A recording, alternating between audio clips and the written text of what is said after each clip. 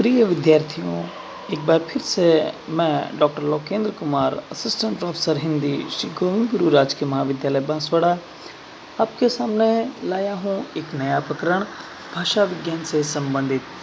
जी हाँ प्रिय विद्यार्थियों, आज हम भाषा की उत्पत्ति के विषय में और भाषा के प्रारंभिक रूप के विषय में अध्ययन करेंगे।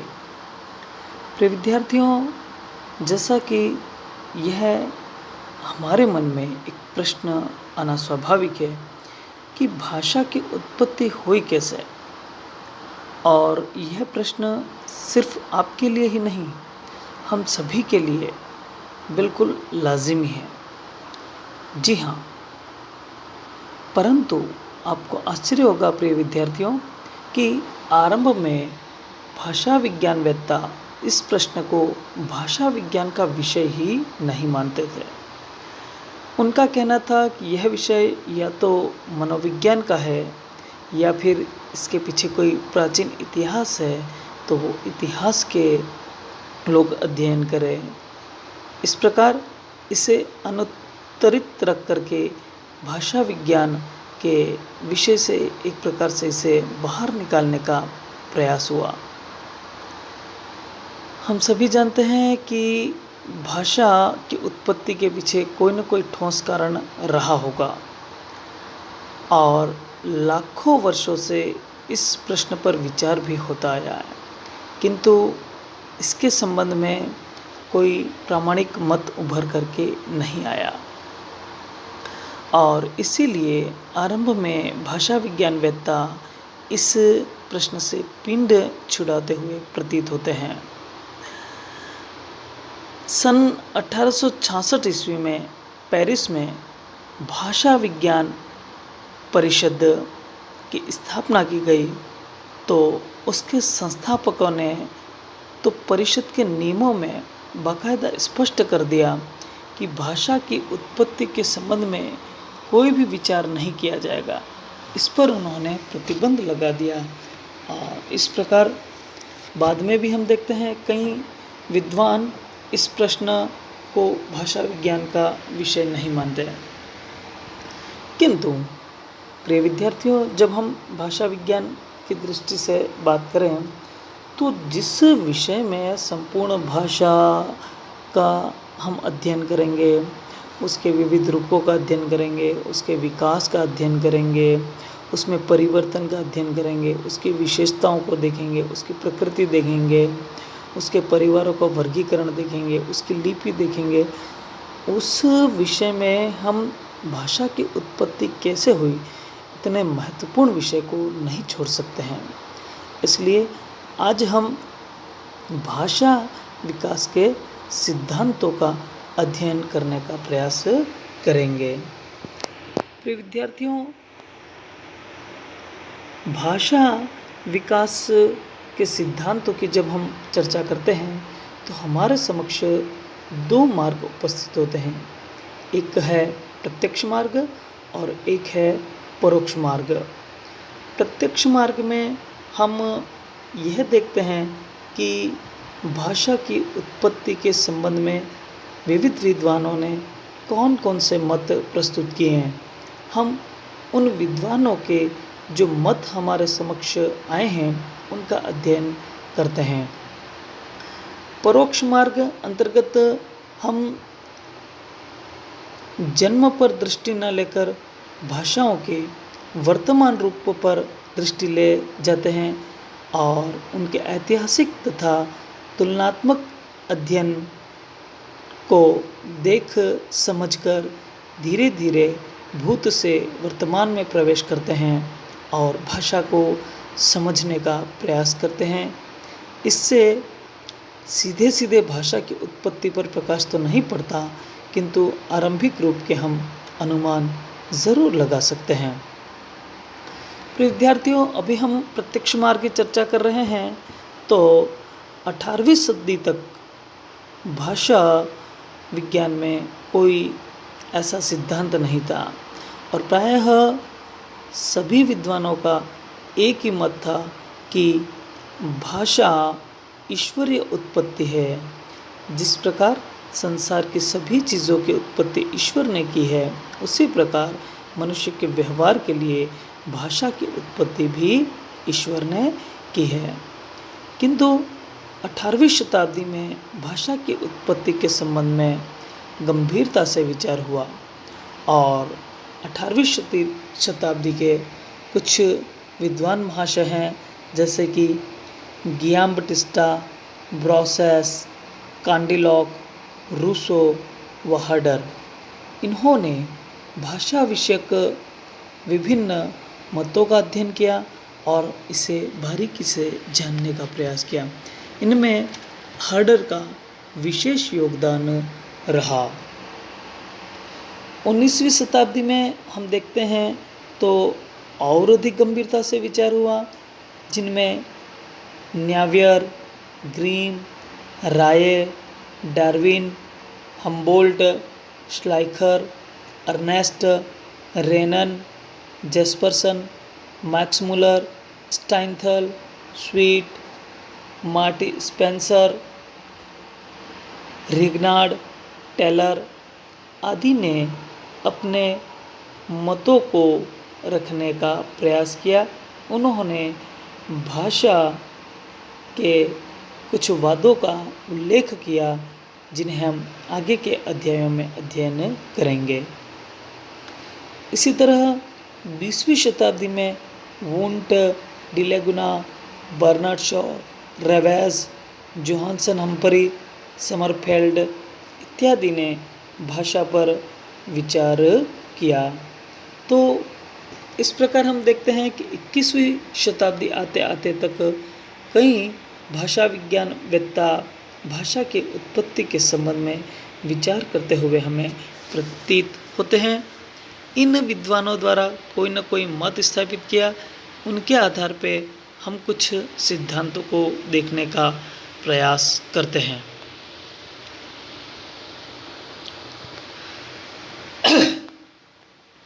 भाषा उत्पत्ति के संबंध में जो सबसे प्राचीन सिद्धांत है वह है देवी उत्पत्ति सिद्धांत। यह सबसे प्राचीन मत इसलिए है क्योंकि 18वीं शताब्दी पूर्व सभी भाषा विज्ञान वेत्ता यह मानते थे कि संसार की रचना ईश्वर ने की है और मनुष्य के लिए ये जो कृत्रिम जगत है उसके रचनाकार भी ईश्वर हैं। जिस प्रकार संपूर्ण सृष्टि की रचना और सभी चीज़ों की रचना ईश्वर ने की है, उसी प्रकार मनुष्य के व्यवहार के लिए भाषा की उत्पत्ति भी ईश्वर ने ही की है। और हम सभी जानते हैं कि प्रायः सभी धर्मों में इस सिद्धांत को स्वीकार किया गया है। जैसा कि हम देखते हैं संस्कृत, तो संस्कृत में भारतीय विद्वान संस्कृत को देव भाषा या देववाणी मानते हैं। ऐसा माना जाता है कि संस्कृत सबसे पहले देवताओं ने आपसी व्यवहार, आपसी बातचीत के लिए प्रयुक्त की। और जो माहेश्वर सूत्र हैं, ऐसा मानते हैं कि पाणिनि के ये जो 14 सूत्र हैं वास्तव में वे शिव के डमरू से निकले हैं। इस प्रकार संस्कृत भाषा की उत्पत्ति स्वयं देवों ने की है। बौद्ध विद्वान पाली भाषा को मानते हैं कि ये भाषा मूल भाषा है और उनका भी विश्वास है कि यह भाषा अनादिकाल से चल रही है। जैन विद्वान प्राकृत भाषा में तो संस्कृत और बौद्ध से भी कुछ आगे बढ़ कर के सोचते हैं। उनका तो यह मानना है कि न सिर्फ मनुष्य बल्कि संसार के सभी जीवों की मूल भाषा प्राकृत है। इसी तरह ईसाई और ईसाइयों में भी विशेष करके कैथोलिक लोगों का मानना है कि हिब्रू जो भाषा है, जिसमें ईसाइयों का प्रमुख धर्म ग्रंथ ओल्ड टेस्टामेंट लिखा गया है, यह भी संसार की सभी भाषाओं की जननी है। उनके अनुसार हिब्रू आदम और हव्वा को पूर्ण विकसित भाषा के रूप में भगवान द्वारा दी गई थी। फिर बाबुल की मीनार वाली घटना के कारण उसी के अनेक रूप हो गए और इस प्रकार संसार में अनेक भाषाएं हो गई। मुसलमानों की जब बात करते हैं तो वे कुरान को अपना पवित्र ग्रंथ मानते हैं और जो कुरान की आयतें हैं उन्हें खुदा का कलाम स्वीकार करते हैं। इस प्रकार हम देखते हैं कि प्रायः सभी ने देवी उत्पत्ति सिद्धांत पर अपना मत प्रस्तुत करते हुए इसे ही आरंभिक स्वरूप माना है, आरंभिक उत्पत्ति मानी है। किंतु हम देखते हैं कि इसके विपक्ष में भी कुछ मत प्रस्तुत होते हैं। पहले मैं कुछ उदाहरणों के द्वारा आपको यह समझाने का प्रयास करूंगा कि यह देवी उत्पत्ति सिद्धांत है, तो क्या इस पर कभी किसी ने प्रयोग किए हैं? जी हाँ, मिस्र के राजा सेमेटिक ने यह माना कि भाषा जो है वह ईश्वर की कृति है और ईश्वर ने ही भाषा का जन्म किया। तो उन्होंने क्या किया कि अपने दोनों बच्चों को अलग कर दिया और उनसे किसी भी रूप में बातचीत पर प्रतिबंध लगा दिया। हुआ क्या कि दोनों बच्चे कोई भी शब्द नहीं सीख सके, सिर्फ एक ही शब्द सीखे, वह था बैकोस। यह गलती से उनके किसी नौकर ने रोटी के लिए यह शब्द बोल दिया था और वह बच्चों ने सीख लिया बैकोस का मतलब रोटी होता है। तो सिर्फ इस शब्द को वो सीख सके, अन्य कोई भी शब्द वो नहीं सीखे। इसी तरह हम देखते हैं मुग़ल बादशाह अकबर ने भी प्रयोग किया था। अकबर का प्रयोग बहुत सफल था और उसका फल ये हुआ कि जो लड़के थे वो गूंगे निकले। इस प्रकार कहना ना होगा कि बच्चा माँ के पेट से कोई भाषा सीखकर नहीं आता, अर्थात ईश्वर प्रदत्त कोई भाषा नहीं है। हम देखते हैं कि विभिन्न भाषा हैं, यदि ईश्वर प्रदत्त होती तो फिर इन भाषाओं में इतना भेद क्यों? पूरे संसार में हम देखते हैं जानवरों की भाषा एक जैसी है, घोड़े, गधे, भैंस, कुत्ते, जब उनकी सबकी एक जैसी भाषा है तो फिर मनुष्य की भाषा पृथक क्यों है? दूसरा, यदि भाषा ईश्वर प्रदत्त होती तो कदाचित आरंभ से ही यह विकसित होती, किंतु इतिहास में इसके उल्टे प्रमाण मिलते हैं। प्रिय विद्यार्थियों, दूसरा सिद्धांत है विकासवादी सिद्धांत। इस सिद्धांत के अनुसार भाषा की उत्पत्ति के पश्चात धीरे धीरे क्रमिक रूप से इसका विकास हुआ। विकासवादी सिद्धांत हम स्वीकार भी कर सकते हैं, लेकिन इस सिद्धांत की मुख्य कमी यह रह गई कि भाषा की उत्पत्ति कैसे हुई यह सिद्धांत नहीं बता पाया। प्रिय विद्यार्थियों, तीसरा सिद्धांत है धातु सिद्धांत। इस सिद्धांत को हम डिंग डोंगवाद कहते हैं। डिंग डोंगवाद सिद्धांत या फिर रणन सिद्धांत भी कहा जाता है। डिंग डोंग से क्या तात्पर्य है? सबसे पहले मैं इस पर आपका ध्यान आकर्षित करता हूँ। डिंग डोंग का अर्थ होता है जब हम किसी घंटे पर आवाज़ देते हैं तो उसकी आवाज़ निकलती है टन टन। वो जो टन टन की आवाज़ है वही डिंग डोंगवाद है कि जिस प्रकार घंटे पर प्रहार करने से टन टन की आवाज़ निकलती है, उसी प्रकार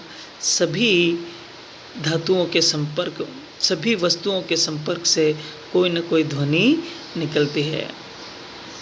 सबसे पहले इस सिद्धांत की ओर संकेत प्लेटो ने दिया था, लेकिन इस सिद्धांत को व्यवस्थित रूप देने का श्रेय जाता है वह है जर्मन प्रोफेसर हैस को। उनका ये मानना था कि संसार की हर चीज़ की अपनी ध्वनि होती है, प्रत्येक वस्तु की अपनी ध्वनि होती है। जैसे यदि आप एक डंडे से काठ यानी लकड़ी पर या लोहे पर या सोने पर या कपड़े पर या कागज पर प्रहार करेंगे तो आप देखेंगे कि सबकी ध्वनि अलग आती है और सबकी ध्वनि अलग आती है, यही डिंग डोंग कहलाता है। इस डिंग डोंग का तात्पर्य है कि जब सबकी ध्वनि अलग है तो इसका मतलब इससे शब्दों की उत्पत्ति हुई। अब इसको भाषा विज्ञान और भाषा की उत्पत्ति से जोड़ते हैं तो मनुष्य में एक ऐसी सहजात शक्ति थी कि वह किसी चीज़ के संपर्क में आता उसके मुंह से एक अलग ही प्रकार की ध्वनि निकल जाती और जिस चीज़ के संपर्क में वह आता उसके मुंह से जो ध्वनि निकलती उस ध्वनि को धातु कहा गया। ये धातुएं आरंभ में बहुत सी थी किंतु कालांतर में समय के साथ 400-500 धातुएं ही बची और इन 400-500 धातुओं से फिर संसार में भाषा की उत्पत्ति हुई। प्रिय विद्यार्थियों, अनुरणन या डिंग डोंग सिद्धांत हम स्वीकार कर सकते हैं, लेकिन इसके भी विपक्ष में कुछ तर्क दिए जा सकते हैं। पहला यह कि यह निराधार कल्पना है, यह इस कल्पना के पीछे कोई आधार नहीं है कि मनुष्यों का संबंध धातुओं से कैसे बना। दूसरा यह है कि संसार की कई भाषाओं में धातु नहीं है। हम देखें कि भारोपीय तथा सेमेटिक परिवार की जो भाषा हैं उनमें तो धातु हैं, लेकिन इनके अलावा अन्य परिवारों में धातुएं है ही नहीं, फिर भी वो भाषाएं तो हैं। तीसरा ये कि भाषा केवल धातु से नहीं बनती है, उसमें प्रत्यय, उपसर्ग, संधि, समास जैसे अन्य तत्व भी हैं जिनसे भाषा बनी है। और सबसे महत्वपूर्ण कि धातुओं का पता तो बाद में चला, पहले भाषा विकसित हुई, बाद में जब इनका अध्ययन किया गया, विकसित भाषाओं का अध्ययन विश्लेषण किया गया, तब धातुओं का पता चला। उससे पूर्व भाषा मूर्त रूप को प्राप्त कर चुकी थी। प्रिय विद्यार्थियों, अब है चौथा सिद्धांत, वह है निर्णय सिद्धांत। निर्णय सिद्धांत को प्रतीकवाद, स्वीकारवाद, संकेत सिद्धांत, संकेतवाद आदि भी कहा जाता है। इस सिद्धांत के अनुसार जब मनुष्यों ने देखा कि हाथ आदि के संकेतों से काम नहीं चल रहा है तो उन्होंने इकट्ठे होकर आवश्यक वस्तुओं या क्रियाओं आदि के लिए प्रतीक, ध्वनि संकेत, सांकेतिक नाम या शब्द निश्चित करके स्वीकार किया और वहीं से भाषा का आरंभ हुआ। ध्यान देने पर पता चलता है कि यह सिद्धांत भी निरर्थक है। क्यों? इसके विपक्ष में कुछ तर्क हैं। पहला कि मनुष्य जब भाषा जानते ही नहीं थे तो वो इकट्ठे कैसे हुए। दूसरा, जब वे भाषा, चलो मान लीजिए हम इकट्ठे हो भी गए, तो जब वे भाषा तो जानते ही नहीं थे तो उन्होंने शब्द कैसे गढ़े। और तीसरा सबसे महत्वपूर्ण यह है कि जब वो इकट्ठे होने के लिए विचार विनिमय कर सकते हैं, इसका मतलब तो यह हुआ कि भाषा तो पहले से ही थी, फिर उनको एक अन्य भाषा की आवश्यकता क्या पड़ी। इसलिए इस सिद्धांत को भी हमने खारिज कर दिया। प्रिय विद्यार्थियों, भाषा विकास के कुछ और भी सिद्धांत हैं। हम आगामी कड़ी में उन सिद्धांतों को देखने का प्रयास करेंगे। तब तक आपके बेहतरीन भविष्य के लिए मेरी ओर से शुभकामनाएं। यदि आपको यह प्रकरण पसंद आया है तो आप इसे पसंद कीजिए, लाइक कीजिए, शेयर कीजिए, सब्सक्राइब कीजिए। धन्यवाद।